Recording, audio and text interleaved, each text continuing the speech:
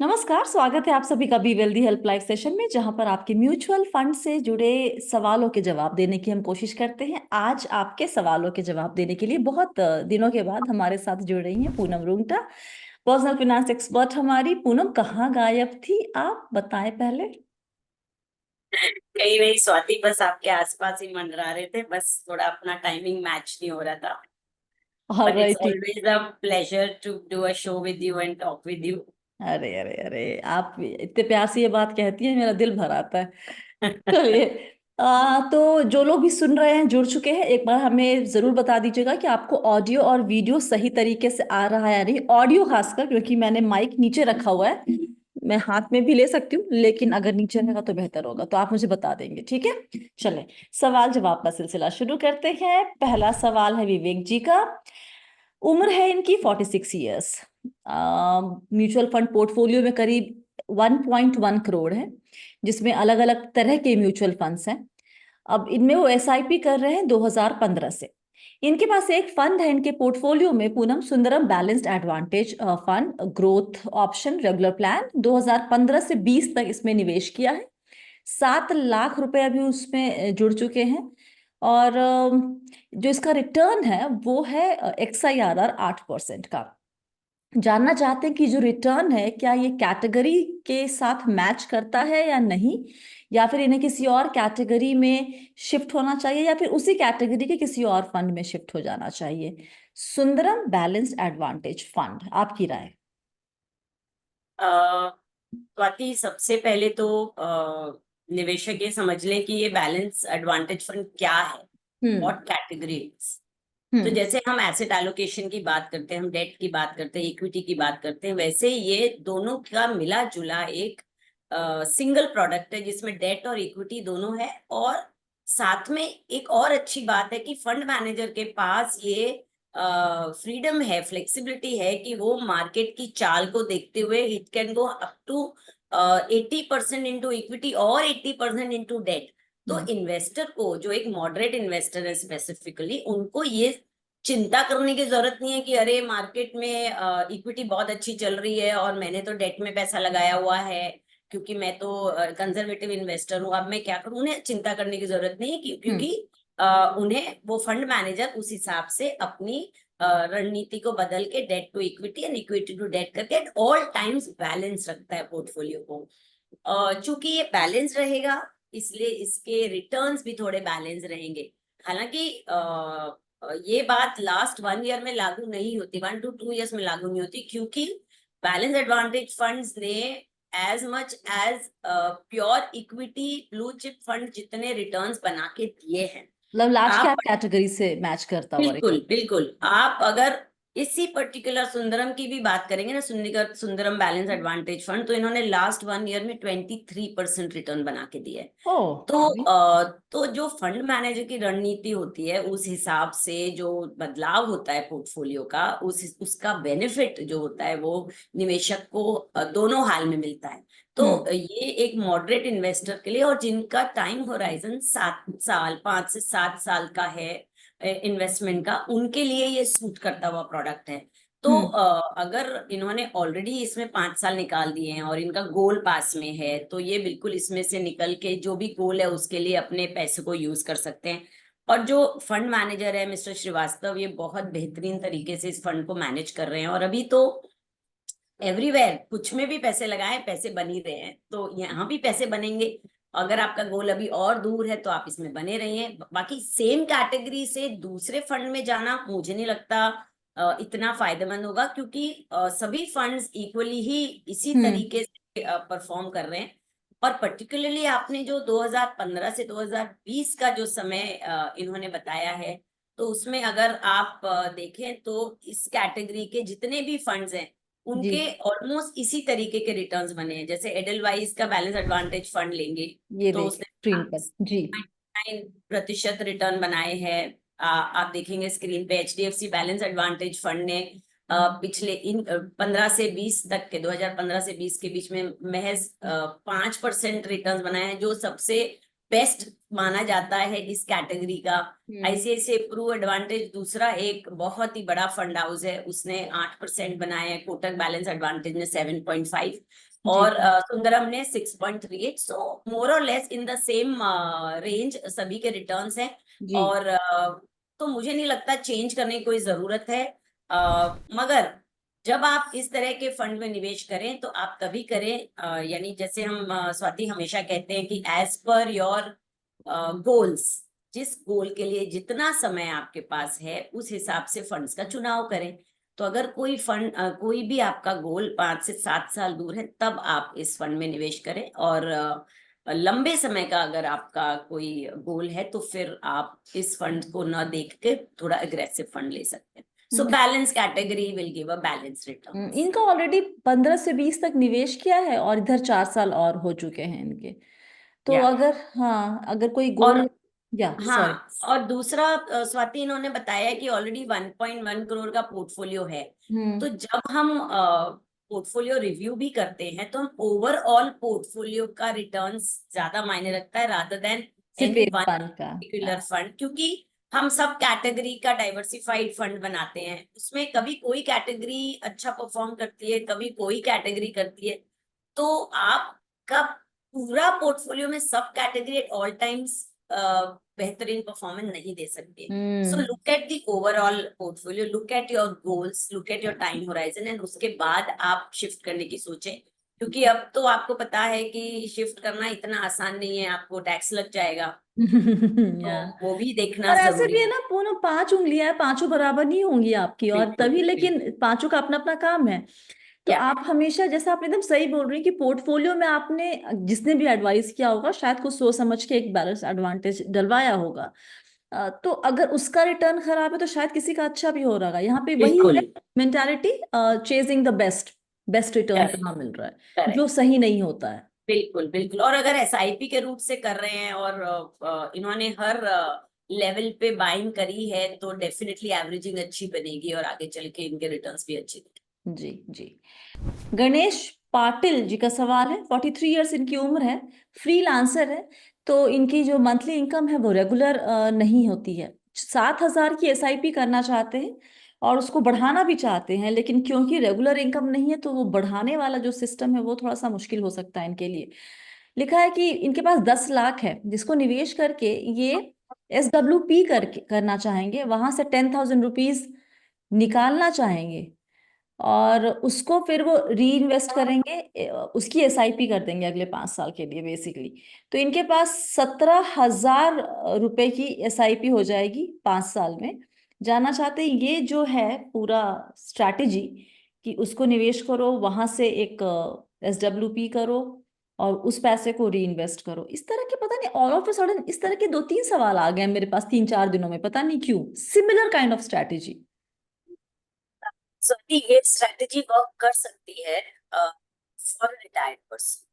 For example जैसे मैं कहूँ कि 60% का बंदा रिटायर हुआ है और हम म्यूचुअल हम्म। फंड की राय लेके वो अच्छा कॉर्पस बना दिया है और फिर वो SWP कर रहे हैं, which is an excellent way for retirement planning. Hmm. और उसमें अगर कुछ आप समझो आप 50,000 प्रति माह SWP के जरिए पैसा निकाल रहे हैं और आप खर्च करने में 40 ही कर रहे हैं, 10 बच रहे हैं, तो आप बिल्कुल उसको SIP वापस करिए। पर SIP करने के लिए आप SWP करें वो मुझे कुछ कम समझ में आता है, क्योंकि उसके कई से कारण है। अब पर्टिकुलरली गणेश जी का अपन एग्जाम्पल अगर लेते हैं तो वो पहली बात तो 10 लाख में से कितने बाहर निकालना चाहते हैं, 10,000, 10,000 यानी एवरी मंथ। सालाना 12 लाख रुपए निकालेंगे, 1,20,000 20,000। निकालेंगे, हाँ। विच इज 12% या। Of the corpus. अब या। अगर 12% आप पहले दिन से निकालना चाहेंगे, या तो आप उसमें बने रहे 8-10 साल और फिर सोचे निकालने का, अगर आप डालते ही निकालेंगे तो आपको इट इज अंडरस्टूड कि इतने रिटर्न पहले दिन से तो बन नहीं पाएंगे, तो आप अपने कैपिटल को भी विड्रॉ कर लोगे साथ में। हम्म। हर महीने 10,000 निकालने के लिए आपका गेन के साथ साथ, अगर गेन को छुआ तो ठीक है, वन नहीं है तो आपका कैपिटल में से निकलेगा, बिकॉज आपने तो मैंडेट लगा दिया है। हम्म। तो आपको उस पे एग्जिट लोड भी लगेगा, शॉर्ट टर्म कैपिटल गेन भी लगेगा, वो टैक्सेशन भी लगेगा, और उसके बाद आप क्या कर रहे हैं, वापस उसी एसेट क्लास में क्लास में। वापस निवेश कर रहे हैं। तो हम्म। हम ऐसे गोल गोल एक जगह क्यों घूम रहे हैं, हम बने रहे एक जगह। आप 10 लाख रुपए इससे अच्छा तो एक स्टैगर्ड वे में इन्वेस्ट उसमें करिए। इन्वेस्ट कर दीजिए। थोड़ा थोड़ा करके, अगर मार्केट की वोलेटिलिटी की चिंता है तो हम्म। आप 1-1 लाख रुपए प्रति माह करिए, या फॉर दैट मैटर वीकली भी कर सकते हैं स्वाति, सो दैट मार्केट इतना ज्यादा ऊंच नीच चल रही है कि हम्म। आप उसका फायदा उठा सकते हैं। और उसके बाद जब आपको जरूरत पड़े तब एसडब्ल्यू पे करें। और जब भी एसडब्ल्यूपी करेंगे तब आपको सिर्फ 6 to 7% जितना ही विड्रॉल करना है।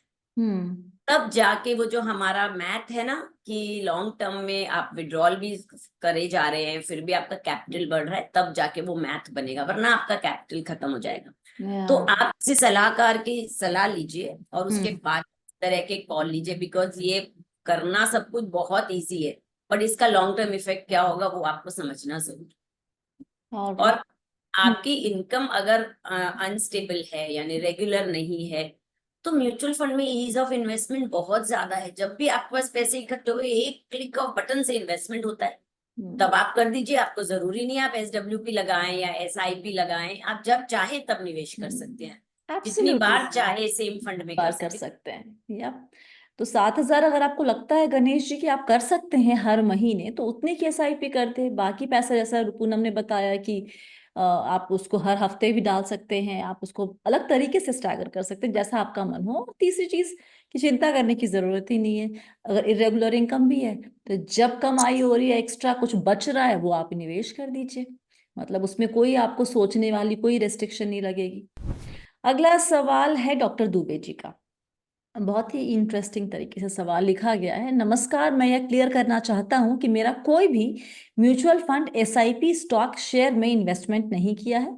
मैं प्लानिंग जीरो से कर रहा हूं। मेरे पेरेंट्स के पास कुछ एफडी थी जो कि यूज हो गई है।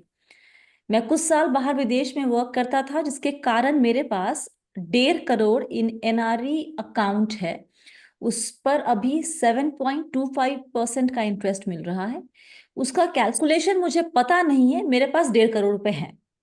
और अपार्ट फ्रॉम दिस 5 to 10 के per month SIP I can do. After goals इनके 2040 में 15 साल के बाद बेटे और बेटी की पढ़ाई के लिए 3.5 करोड़, 20 साल के बाद शादी के लिए 1.5 करोड़, और उन 20 साल में 50 lakh can be withdrawn without causing significant damage to the portfolio. 20 के every month if possible, otherwise no. It will be okay if I'll get a little less return, but I don't want to take risk because a lot of my things depend on it. And till date, we have done only FDs, and I was inclined towards some post offices. 3.5 और 1.5 करोड़, और बीच में 50 लाख और 1.5 करोड़ इनके पास है जिसको वो invest करना चाहेंगे। गोल्स पूरे होंगे क्या? हाँ स्वाति, बिल्कुल हो सकते हैं। हम्म। मुझे लगता है किसी भी इन्वेस्टर को बहुत पैनिक में या एंग्शियस नहीं होना चाहिए, गोल्स जरूर पूरे होंगे। हम्म। बहुत सारे तरीके हैं, तो हम्म। बस जरूरत है कि जो भी इन्वेस्टमेंट ऑप्शंस अवेलेबल है वो आप अपने जोखिम उठाने की क्षमता के हिसाब से चूज करें, जी। और पेशेंस रखें, उसके अंदर फेथ रखें। हम्म। सो इनका जो पहला गोल है ना स्वाति, 1.5 करोड़ 15 साल में चाहिए, उसके हम्म। लिए या तो 50,000 की एसआईपी पर मंथ कर दें, यानी अच्छा। 6 लाख प्रति माह, हम्म। या 50 लाख लमसम आज ही डाल दें। ओके। ओके। दोनों चीज अगर, क्योंकि इनके पास 1.5 करोड़ तो लमसम है, सो हम्म। दोनों में से एक चूज कर सकते हैं। दोनों में से एक चीज करेंगे तो इनको 3.5 करोड़ 15 साल में मिल हो सकते जाए। हैं। ओके। दूसरा गोल है 1.5 करोड़ 20 साल में। अब हम्म। सुनने में करोड़ों की बातें, जिसके पास सिर्फ 1.5 करोड़ है उसको घबराहट होगी, वाजिबी बात है, पर टाइम है हमारे पास ना, 15 साल बिल्कुल। 20 साल। पावर ऑफ कंपाउंडिंग को मत भूलिए, you know that such a strong tool. तो यप। अगर आपको 1.5 करोड़ 20 साल में बनाने हैं तो महज 10,000 की एसआईपी या हम्म। 10 लाख रुपए लमसम, ओके। दो में से एक चीज आप कर देंगे, 20 साल में आपके वो 1.5 करोड़ बन जाने चाहिए। At at at a very conservative return of 15 to 18%। मैं ज्यादा रिटर्न की भी बात नहीं कर रही हूँ। अच्छा। अब टोटल एसआईपी ने सिर्फ 60,000 रुपए की करनी है, दोनों के लिए अलग अलग अपना पोर्टफोलियो बना ले, और हम्म। आपका जो गोल है वो बहुत आराम से अचीव हो जाएगा। और बाकी का जो 1 करोड़ बचेगा, हमने तो हम्म। सिर्फ 50 लाख और 60, 50 और एक 60 लाख की बात की है, बाकी का 90 जो बचेगा हम्म। उससे वो बहुत आराम से अपना जो 20,000 रुपया प्रति माह चाहते हैं वो निकाल सकते हैं, जी। और कंफर्टेबल सिचुएशन में पीसफुली अपने सारे गोल्स को अचीव कर सकते हैं। चूंकि ये मुझे लग रहा है कंजर्वेटिव इन्वेस्टर हैं और बहुत रिस्क नहीं उठाई है इन्होंने, कभी नहीं ले सकते, इसलिए मैंने कहा कि जो 1 करोड़ रुपया उसको आप एफडी में कर दें, हम्म। उसके जो ब्याज से आप एसआईपी कर लें अगर अभी जरूरत नहीं है पैसे की, और बाकी 60 से 70 लाख रुपए आप म्यूचुअल फंड में लगा दें। ओ। दोनों तरह का कॉम्बिनेशन करके आपको एक बैलेंस अप्रोच मिलेगी, और जैसे जैसे आपका फेथ बढ़ेगा ना म्यूचुअल फंड्स की तरफ या हम्म। इक्विटीज की तरफ, आप एफडी में से पैसा निकाल लीजिए। क्योंकि ओके। आपने कभी किया नहीं है, इसलिए अगर मैं कहूंगी कि पूरा पैसा एक साथ आप हमें दे दें म्यूचुअल फंड में लगाने, तो शायद आपको ये हम्म। कंफर्टेबल नहीं लगेगा। और हम्म। आइडियल पोर्टफोलियो आपका हम थोड़ा कंजर्वेटिव बनाएंगे कि डीएसपी के डायनामिक एसेट एलोकेशन फंड में एक डेट एंड इक्विटी का कंबाइंड पोर्टफोलियो बना ले, हम्म। क्वांट लार्ज कैप में इन्वेस्ट कर ले, निप्पॉन का मल्टी कैप थोड़ी सी रिस्क उठा ले, और पराग पारिक फ्लेक्सी कैप में, क्योंकि 15 से 20 साल का समय है, जी। इसलिए हम एक मिला जुला पोर्टफोलियो इन्हें बनाने की सलाह देंगे, और ये बहुत आराम से मिस्टर दुबे अपने गोल्स अचीव कर सकते चलिए, बधाई हो दुबे जी, आपके सारे गोल्स पूरे हो जाएंगे आसानी से। अगला सवाल लेंगे हम सुप्रकाश बैनर्जी जी का, जो रिटायर हो रहे हैं 2024 में। उम्र है 2024 नवंबर में, और उम्र है इनकी 60 साल। करीब 70 लाख रुपए इनको मिलेंगे। पूनम, इन्होंने फैसला किया है कि वो सुकन्या नहीं, सीनियर सिटीजन सेविंग स्कीम्स में आई थिंक 30 लाख रुपए लगाएंगे। एसबीआई इक्विटी हाइब्रिड और ICICI pru debt and equity fund में 10-10 लाख, और निपॉन इंडिया मल्टी, अच्छा नहीं, निपॉन इंडिया मल्टी कैप में भी 10 लाख, और वहां से ये एसडब्ल्यूपी करेंगे। जानना चाहते हैं कि क्या मैं सही करूं, ये स्ट्रैटेजी जो है इनकी, ये सही है या नहीं है। ये भी लिखा है कि I am investing in mutual funds through Angel One demat account since last 1 year. There is no facility of SWP there. What should I do to continue SWP. Okay, demat account से अगर निवेश करते हैं तो वहां पर SWP की facilities नहीं मिलती हैं, राइट? हाँ, कहीं कहीं ये प्रॉब्लम आती है, हम्म। कोई कोई डीमैट वाले एसडब्ल्यूपी या एसटीपी ये तरह की फैसिलिटीज नहीं प्रोवाइड करते। हम्म। डीमैट को वापस रीमैट करा सकते हैं, हम्म। फैसिलिटी आप जैसे फिजिकल से डीमैट करा सकते, उसे डीमैट से वापस फिजिकल में ट्रांसफर करा लें, ताकि आपको सेल ना करनी पड़े अपनी यूनिट्स, हम्म। क्योंकि सेल करने पे टैक्सेस आ जाते हैं। जी। तो आप जी। वापस रीमैट करा के एएमसी में डायरेक्टली एक मैंडेट दे सकते हैं एसडब्ल्यूपी का, उसमें आपके ब्रोकर की कोई खास रोल नहीं होता है, उसके लिए ओके। जो भी पेपर वर्क होता है वो आपने कुछ करना पड़ेगा। तो आप इस तरीके से एसडब्ल्यूपी वाला मैटर सॉल्व कर सकते हैं। दूसरा जो इनका सवाल है, क्या ये स्ट्रैटेजी सही है, हम्म। तो for a retired person Swati, हम हमेशा कहते हैं कि आप एक ही जगह पैसा ना लगाएं, बिकॉज एक तो आपका जो पीरियड होता है आफ्टर रिटायरमेंट का, उसमें इनकम नहीं होता है, सिर्फ आउटफ्लो होता है, और जितनी आपने कॉर्पस इकट्ठा करी है उसी में आपको पूरा आगे का जो लाइफ है वो चलाना है। आजकल बहुत टिपिकली मैंने देखा है कि जो लॉन्जिटिविटी है because of the health care और हम सेल्फ केयर से, बीमारियां तो बढ़ गई है मगर लाइफ भी बढ़ गई है। जी। Everybody is living for 80, 85, 90 like that. तो आप अगर 60 में रिटायर होते तो आगे के 25 से 30 साल आपको उसी पैसे से चलाने हैं। तो आपको ये समझना होगा कि ज्यादा कंजर्वेटिव रहे तो इन्फ्लेशन जो है वो खा जाएगी आपके पैसे को, और आप 5-10 साल में ही विदाउट एनी ऐसा लगेगा कि मैंने कुछ कमाया ही नहीं क्या। तो आपको बहुत स्मार्टली एक पोर्टफोलियो बनाना होगा, जिसमें बिकॉज ऑफ द एज आप पूरा इक्विटी नहीं ले सकते हो, नहीं लेना चाहिए, मगर एटलीस्ट 50-50 आप इक्विटी और डेट का रखें, या 70-30 रखें। कुछ इक्विटी पोर्शन रहने से आपका कैपिटल बढ़ेगा, और आपको फिर आगे चल के उसमें इन्फ्लेशन को मात देने के लिए आपके पास आपका कैपिटल तैयार होगा। तो मुझे लगता है 30 lakh senior citizen saving scheme में ना लगा के 15 से 20 लाख ही लगाएं। उसमें 8.2% रिटर्न मिलता है, क्वार्टरली रिटर्न मिलता है, बट वो टैक्सेबल भी होता है, तो आपका उसमें टैक्स भी कटेगा, ये भी आप ध्यान रखें। तो बाकी के जो 15-20 इसमें लगा के बाकी के जो पैसे हैं ना, 40 लाख वगैरह, वो आप एसडब्ल्यूपी के जरिए लगाएं। और आप उससे 6 से 7% की दर से उसको विड्रॉ करिए, कुछ पैसे बच जाएं तो उसको री-एसआईपी कर दीजिए। तो इस तरीके का एक मिला जुला पोर्टफोलियो बनाएंगे तो आपको बेहतर रिटर्न्स भी मिलेंगे और इन्फ्लेशन को आप फैक्टर इन कर सकते हैं। साथ ही आप इस दौरान अपनी हेल्थ इंश्योरेंस का कवर का बहुत ध्यान रखिए कि आपके पास अप्रोप्रिएट है कि नहीं, क्योंकि ऐसी नीड्स आफ्टर 60 ज्यादा आती है, और हम्म। अगर हेल्थ इश्यू आ गया तो there will be a whole dent on your finance. या मुझे याद है हमारे एक दोस्त ने अच्छे खासे पैसे सेव करके रखे थे, ऑलमोस्ट 1-1.5 करोड़ के आसपास था।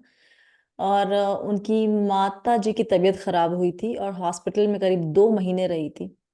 Wiped out totally. ऑब्वियसली। मतलब आप सो खुद स्क्रैच से की, शुरू करते हैं हाँ, फिर से। खुद की ही नहीं, अपने फैमिली की भी हेल्थ इंश्योरेंस अगर आप जवाबदार हैं, आपके ऊपर उसकी या लायबिलिटी है, तो सबकी होनी चाहिए, चाहे आप उसके लिए प्रीमियम ज्यादा भरे या मुझे लगता है कई बार एट द राइट एज आप एक हेल्थ का अलग से प्रोविजन कर दें, या प्रीमियम इतने ज्यादा बढ़ते जाते हैं। So what hmm. Ever way you want, आपको हेल्थ इंश्योरेंस का एक अलग से प्रोविजन रखना चाहिए, बाकी सब हो जाएगा। ये बहुत ही अनफॉर्चुनेट होता है, लेकिन आप जिस उम्र में ज्यादा बीमार पड़ते हैं उसी वक्त आपको पॉलिसी मिलती भी नहीं है, और अगर मिलती है तो बहुत महंगी मिल जाती है।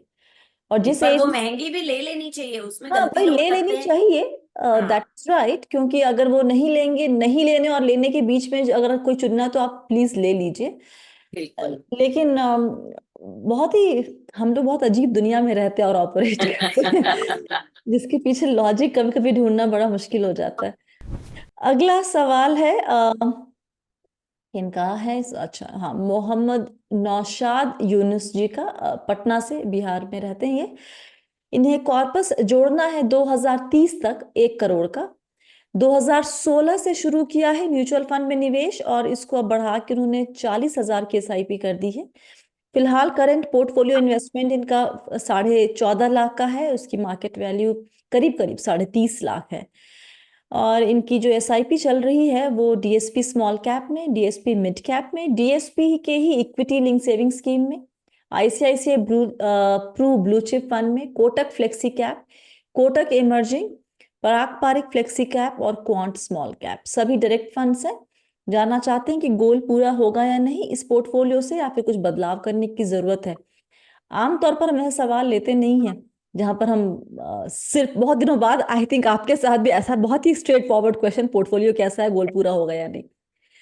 डीएसपी और कोटक, मतलब नॉर्मली आपकी राय क्या होती है अगर एक पोर्टफोलियो में एक ही फंड हाउस के एक या दो से ज्यादा स्कीम्स होती हैं तो?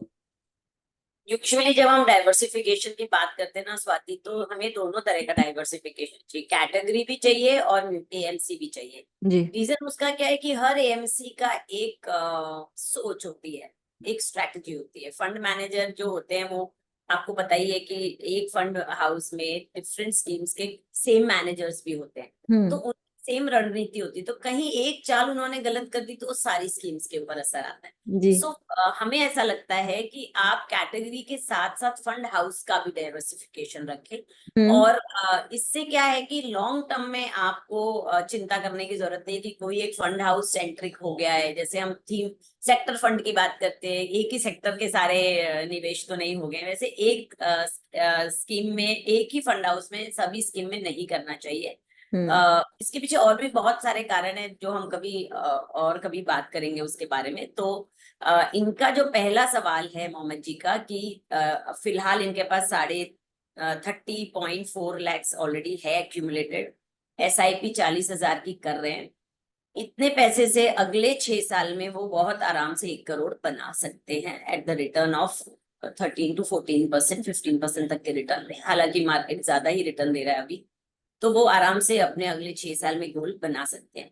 अब वही हम इनके फंड हाउस इनकी बात करें तो एक तो कम समय, 6 ही साल का समय है, उसके लिए हमें बहुत ज्यादा एग्रेसिव नहीं होना चाहिए। इनके पास कौन स्मॉल कैप भी है, डीएसपी स्मॉल कैप भी है, इतना सारा स्मॉल कैप भी सही नहीं है। तो आइडियल पोर्टफोलियो मुझे लगता है इनका रहेगा कि डीएसपी मिड कैप में चालू रखें अपनी SIP, ICICI Pru large cap में चालू रखें, Parag Parikh flexi cap is a good fund, Quant का डायनेमिक एसेट एलोकेशन ले लें, और कोटक का मल्टी एसेट फंड ले जिसके अंदर गोल्ड भी इन्हें एक्सपोजर देगा। तो इस तरीके से 5 फंड बहुत होंगे for 40 year SI 40,000 SIP for next 6। Okay, तो थोड़ी सी बदलाव की जरूरत है, लेकिन गोल पूरा हो सकता है, होने की संभावना अच्छी खासी। सुबोध जी का लखनऊ से सवाल है, वरिष्ठ नाग, और ये जो सुन रहे हैं उनको मैं उनसे रिक्वेस्ट करती हूँ कि इसको ट्रांसलेट करके नीचे कमेंट में लिखिएगा। वरिष्ठ नागरिकों के लिए एक मुश्त जमा तदोपरांत मासिक निकासी के लिए कोई एक फंड बता दीजिए। आपको भी समझने में दिक्कत हुई थी क्या? Incidentally, Swati, I have a Hindi base, so I could चलिए, आप तो understand. लेकिन बहुत दिनों बाद ये तदोपरांत वर्ड एक तो सुनने या पढ़ने Yes, को मिलता yes, है। yes. तो बेसिकली जानना चाह रहे हैं कि सीनियर सिटीजन्स के लिए कोई एक मुश्त निवेश और उसके बाद जहां से वो SWP कर सके, हाँ वैसा उसके लिए सही कैटेगरी क्या रहेगी, और उस कैटेगरी में कोई अच्छे फंड का नाम बता दें। हाँ, सो अगेन हम सीनियर सिटीजन्स की रिटायरमेंट प्लानिंग की अगर बात करें तो अगेन आई वुड से कि एक ही फंड में तो पैसे नहीं ही डालने चाहिए, पर इनके पास कितने पैसे हैं, वो क्या कर रहे हैं, वो हमें पता नहीं है। तो इनकी जो बेसिक क्वेश्चन है उसी को हम स्टिक करते हैं। जी। आप अगर Nippon India equity hybrid fund में 1 करोड़ रुपए डाल दीजिए, हम्म। चाहिए तो आप 2 फंड भी ले सकते हैं, निप्पॉन इंडिया इक्विटी हाइब्रिड ले लें और साथ ही HDFC बैलेंस एडवांटेज ले लें। कोई भी 2 फंड में 50-50 लाख भी डाल सकते हैं, और टोटल जो आपका विड्रॉल होगा वो 7% के हिसाब से होना चाहिए। प्रति माह आपको महीने के 60,000 रुपए मिल जाएंगे। और जो अगर हम हाइब्रिड फंड की फिलहाल जो रिटर्न्स की आंकड़े देख रहे हैं वो 12% तो है ही। हम्म। तो अगर आप हम नॉर्मली रियल रेट कैलकुलेट करते हैं जी फॉर जी। रिटायरमेंट, क्योंकि आपका इन्फ्लेशन का होता है, अगर 10% इन्फ्लेशन है, 12% से फंड दे रहा है, तो आपके हाथ में 2% दो आएगा। ही परसेंट पर है। यहाँ चूंकि हमारे पास बहुत डेटा नहीं है, तो अगर मैं हम्म। 12% की बात करूं तो 7% से अगर विड्रॉल किया तो भी आपका 20 साल में ये कॉर्पस 1 करोड़, अराउंड 10 करोड़ हो सकता है। ओह वाह। तो अगर आप इन्फ्लेशन को फैक्टर इन करते हैं कि 8% इन्फ्लेशन है, तो भी आपका कॉर्पस 3 से 4 करोड़ बन बढ़ जाएगा। जाए। इस तरीके की हमें रणनीति बहुत जरूरी है, नहीं तो आप इन्फ्लेशन को कभी भी आपका अमाउंट हाँ, खा जाएगा, आपके पैसे को खा बिल्कुल जाएगा इन्फ्लेशन। बिल्कुल लेकिन बिल्कुल। अब अभी क्योंकि बाजार इतना अच्छा रहा है, बीते तीन ऑलमोस्ट 2020 में जब गिरा था उसके बाद से गिरा नहीं बाजार उस सही मायने में, तो या चाल बड़ी अच्छी, और अभी SWP बड़ा इंटरेस्टिंग लगता है। लेकिन ऐसा कोई अगर फेज आ जाए जहां पूनम बाजार 1-2 साल तक बहुत अच्छा ना करे, चलिए गिरे भी ना, लेकिन एक जगह ही रुका रह जाए, थमा रह जाए, वैसे में क्योंकि आप पैसे तो विथड्रॉ करते ही रहेंगे 7%, 7%, प्रिंसिपल अमाउंट पे बहुत ज्यादा इम्पैक्ट पड़ता है। स्वाति, ये सिचुएशन बिल्कुल आती है, ऐसा नहीं है हम्म। कि आज तक आई नहीं है। हमने हम्म। देखा है स्टेगनेंसी। अभी हमने शुरुआत में बात करी बैलेंस एडवांटेज फंड की, जी सो जी। 50 से लेके 20 तक बहुत ही कम रिटर्न बने। हम्म। बट आज देखिए, आज 23% रिटर्न बन रहे हैं। इसलिए हम लॉन्ग टर्म की बात करते हैं, ताकि आपकी रिस्क मिटिगेट हो, आपके हम्म। अमाउंट्स को एवरेजिंग हो। आपको कभी भी अपने फंड्स पोर्टफोलियो को एक स्पेसिफिक पीरियड के दौरान नहीं आंकना चाहिए। आपको हम्म। उसको ओवरऑल, आपने 10 साल चुना है तो 10 साल देखिए, क्योंकि हम्म। ये साइक्लिकल मार्केट है, वोलेटाइल मार्केट है, ये चेंजेस तो आते ही रहेंगे। But you need not panic and have to be patient, and it's a game of discipline and patience, that's it. Okay, अगला सवाल है ब्रिगेडियर अमित सुनेजा जी का। जय हिंद सर। लिखा कि वीडियोस को रेगुलरली देखते हैं और इन्हें काफ़ी पसंद आता है। कुछ सवाल है इनका मंथली इनकम प्लान से जुड़ा हुआ, जो अपने पेरेंट्स के लिए वो क्यूरेट करना चाहते हैं। तो प्लान ये है कि 2 फंड में निवेश करें, एक डायनेमिक एसेट एलोकेशन फंड जैसे कि HDFC BAF, और दूसरा passive fund like Nippon India Nifty next 50 junior 20। लिखा कि will it be a good idea to have a SWP from the HDFC BAF and IDCW, मतलब डिविडेंड पे आउट ऑप्शन जो होता है वो निपॉन वाले फंड से। SWP will attract long-term capital gain if they start withdrawal after 1 year, and IDCW will add to the income slab। तो क्या सलाह देंगी? डिविडेंड पे आउट ऑप्शन अब आजकल अधिकतर लोग SWP को ही हम सुनते, ज्यादा उसी के बारे में है, डिविडेंड पे आउट के बारे में ज्यादा लोग बातें नहीं करते। Why is that? So income जो IDCW यानी जो डिविडेंड ऑप्शन है, जी। वो उसका नाम ही चेंज करके IDCW कर दिया है। Hmm. This is income distribution cum cum withdrawal. Yeah. ठीक है। अब उसमें ये प्रॉब्लम है, डिविडेंड ऑप्शन आप चुन सकते हैं IDCW, कोई प्रॉब्लम नहीं। सबसे पहले आपका TDS कट के पैसा मिलेगा आपको। जी। के बाद जो पैसा मिलेगा वो आपके टैक्स स्लैब में, जो आपके टोटल इनकम में जोड़ा जाएगा, और आप जिस स्लैब में, उस हिसाब से आपको उसके टैक्स भरना टैक्स होगा। लगेगा। पहला तो ये बात हो गई। दूसरी बात, स्वाति, फिक्स नहीं है कि कब मिलेगा डिविडेंड, रेगुलर मिलेगा कि नहीं। या। तो फॉर अ रिटायर्ड पर्सन, अगर आपकी नीड है कि आपको हर महीने प्रतिमाह कुछ जरूरत है खर्च के लिए, एक्सपेंसेस के लिए पैसे की, तो फिर आप कैसे करेंगे? हाँ, यानी अटक आप, हो सकता है सकता है मसला। 2 महीने में एक बार मिले, हो सकता है 3 महीने में एक बार मिले, वो श्योरिटी नहीं रहती। तो वो आप एक बार समझ ले। तो मुझे लगता है टैक्स पॉइंट ऑफ व्यू भी SWP is a better option, जिसमें इन्होंने खुद, इन्हें पता है, he is an aware investor की 1 लाख तक तो टैक्स फ्री होता है, और उसका बाकी जो पैसा होता है तो वो 1,25,000 हो गया अब वैसे। 1,25,000 हो गया है। तो आपका गेन इतना तो नहीं बन पाता है, थोड़ा बहुत आप कैपिटल से शुरुआत में लेते हैं, तो मिला जुला के बहुत कम टैक्स भरने को आता है। It is not a very big headache for tax.